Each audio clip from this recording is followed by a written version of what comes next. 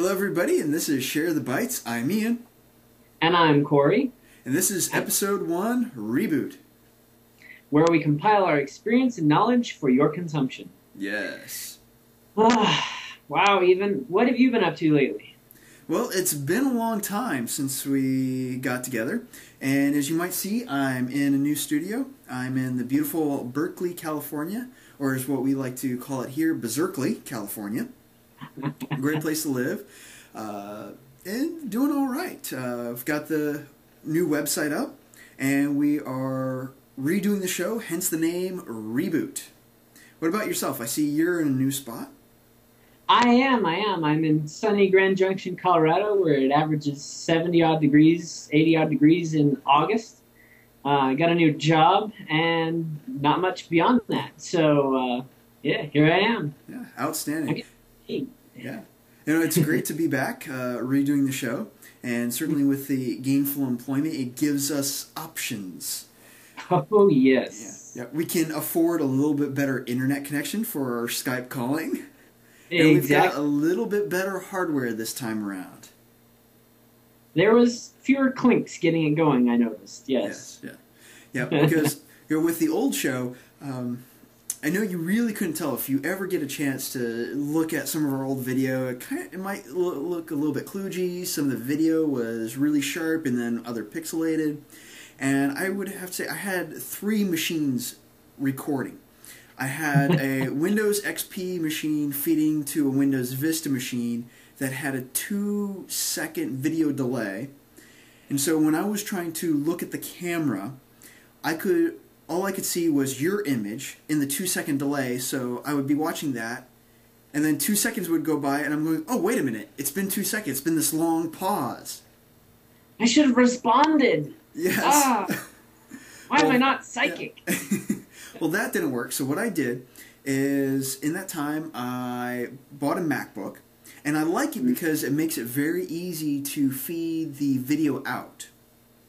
So all I got was the mini HDMI adapter for video output, and that's feeding into a TV input card on my Linux box, and I'm using Zaw TV to record the video and audio from our conversation. So I've got the video and our audio going into the one Linux box, recording it all. Then I've got Audacity running in the background on the MacBook, and it's recording on 2 channels, where your audio and my audio is recording on the right channel, and then just your audio alone is recording on the left channel. Ooh, I'm special. Yes. And then I've got my personal video recording on a separate DV cam, so we really can't see this now. I know you can't see it now, Corey, but when we have the show produced and it's up on the website, you'll see I look really nice, professional, no pixels on my side. But that gives me a separate audio channel. So for those who have kept count, we've got Corey on his own audio channel. We've got both our audio on a single channel, and we've got my audio on a separate channel. So what that does is we get to take the clean audio from your channel and my channel, and then we can sync it up with our combined channel. Or we could just use the combined channel and just be done with it. But this gives us an opportunity to sync up the audio, because beforehand I remember I had you clapping because I needed to sync up the audio. I had my clapping, and then I was in there with the bars shifting the audio around with the video, and because of the lack of the time sync, I was matching up with the way your lips were moving, and because video can record from anywhere from 30 frames per second down to 15 frames per second, and typically it would record at some funky 25 frames per second, the audio would be recording faster than the video. So I would then have to chop up the audio, and you get these weird silent moments, and then you could hear sound. But that's because I had to constantly resync the audio. And that just created a phenomenal amount of work. And hence the show, Share the Bytes, what we want to do is show you what we've done so you don't have to do all of that work. We've made the mistakes. I've made that mistake. So now I'm sharing what I know, so you don't make that same mistake. Exactly. Weren't you mentioning something about the website earlier, I believe? Yes. Redoing the website. That was a big thing because the show, I love the show. It worked great. But how long was it? Oh, a couple minutes. Every time. I think you're thinking about our mini Bytes episodes. Well, maybe.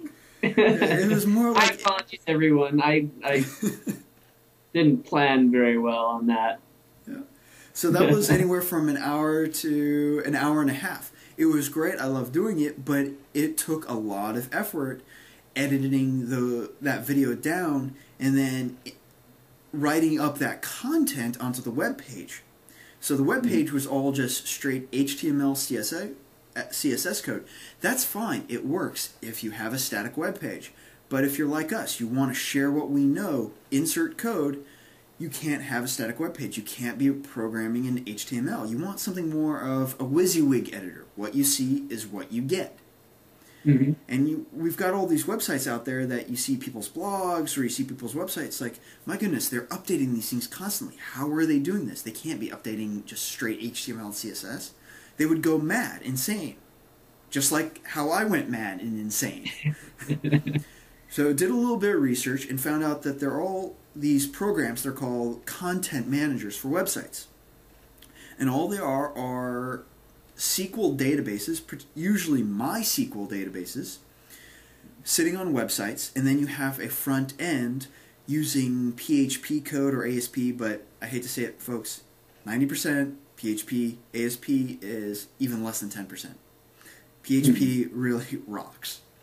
This comes from experience. Don't get me wrong, ASP, it does a good job, but PHP found out it's a little bit user-friendly, more robust, but I do have some friends, they will be coming on in future shows telling us their experience with ASPs, what's great about that, and that's what we want to encourage. What do you know? What works for you? What might be better? There's better ASPs, but I'm digressing.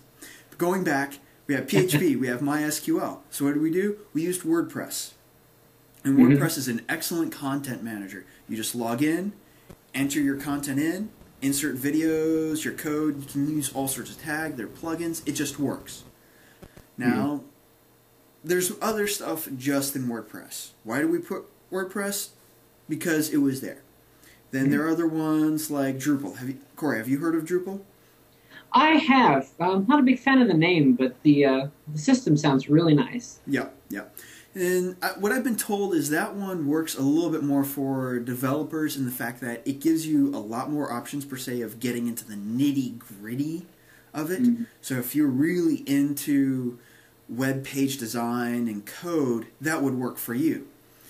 Yeah. Well, that's what I've been told. WordPress simplifies it. I think it lets you get started a lot quicker, such that it still gives you the ability to get into the nitty-gritty of it. But if you just want to get something up quick and maybe you're not completely familiar with PHP, you're not, intimidated by it. And that's where I really started with WordPress. Didn't have a clue. I knew HTML, I knew CSS, didn't know really anything about PHP, and I didn't want to spend too much time learning the ins and outs of things like Drupal or maybe a little bit better. So I fit WordPress, gave it a shot, and it worked. Our layout scheme that you see, it matches our color scheme. Before, the scheme that I used, the theme, it was green. Well, our color, it's no green. It was never green. Now, can you remind our audiences, what was our color scheme from our old website? Bright orange. Yes, and this nice baby blue. Yep. Now, if you actually do a lookup on HTML color schemes for web page, what are complementary colors? Those are actually complementary colors. They work great.